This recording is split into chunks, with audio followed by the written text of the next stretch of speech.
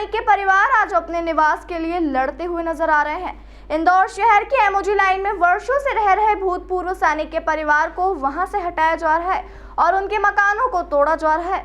इसको लेकर अब भूतपूर्व सैनिक और उनके परिवार मैदान में उतर आए हैं और इसका विरोध कर रहे हैं। कुछ दिन पहले 4 भूतपूर्व सैनिकों के मकानों को तोड़ा जा रहा था, लेकिन जब उनके परिवार द्वारा विरोध किया गया तो महापौर ने इस कार्रवाई को कुछ दिनों के लिए रोका है।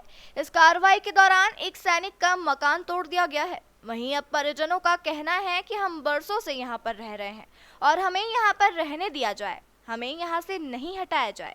वहीं उनके विरोध करने पर उनसे लिखित रूप से दस्तावेज मांगे जा रहे हैं। परिवारजनों का कहना है कि पहले के समय पर मौखिक रूप से हमें यहाँ पर रहने की अनुमति दी गई थी और उसी के चलते ही हम यहाँ वर्षों से रह रहे हैं और अगर हमें यहाँ से हटाया गया तो हम यहाँ पर हमारे प्राण त्याग देंगे। आज हम लोग एमओजी लाइन भूतपूर्व सैनिक परिवार सभी लोग इस विषय को लेकर एकत्रित हुए हैं कि दिनांक 8 अप्रैल को माननीय एसडीएम और प्रशासन के अन्य लोगों द्वारा हमारे 4 भूतपूर्व सैनिकों के मकान को धराशायी किए जाने के लिए आए थे, जिसमें से 2 मकान धराशायी कर गए हैं और हमारे माननीय भार्गव जी के कहने पर वो कार्रवाई अभी फ़िलहाल 8 दिन के लिए रुकी हुई है। उनका ये कहना है कि हम आपको यहाँ से विस्थापित करेंगे। हम लोगों का कहना है कि हम 1926 से पूर्व यहाँ पर निवासरत हैं। हमारी यहाँ 6ठी पीढ़ी निवास कर रही है।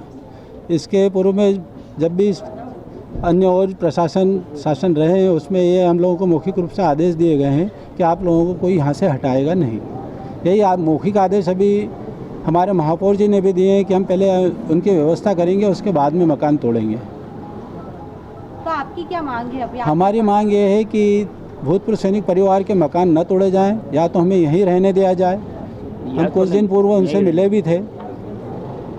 दिव्यांग सिंह जी से भी हमारी चर्चा हुई थी, जो स्मार्ट सिटी के अधिकारी हैं।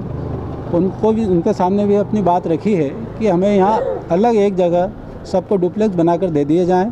हम शासन प्रशासन की मदद हमेशा करते रहेंगे, पूर्व में भी करते आए हैं। अगर देखा जाए तो पूरे कितने परिवार हैं यहाँ? पूरे 104 परिवार हैं। हर परिवार में किसी के यहाँ 4 बेटे हैं, किसी के यहाँ 6 बेटे हैं।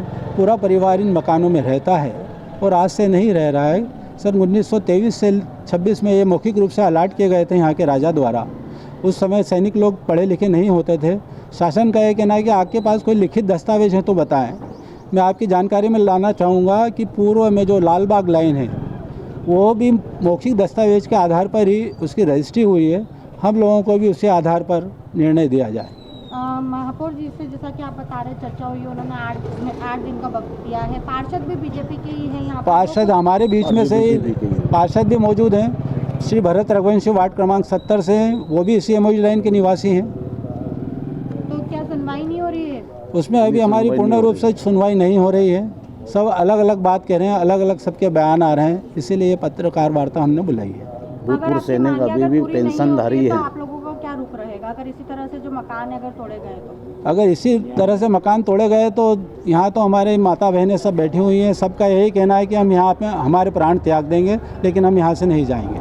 बहरहाल रहवासियों ने प्रशासन के खिलाफ अपने स्वर मुखर कर लिए हैं। इंदौर से द नेशन टाइम्स की रिपोर्ट।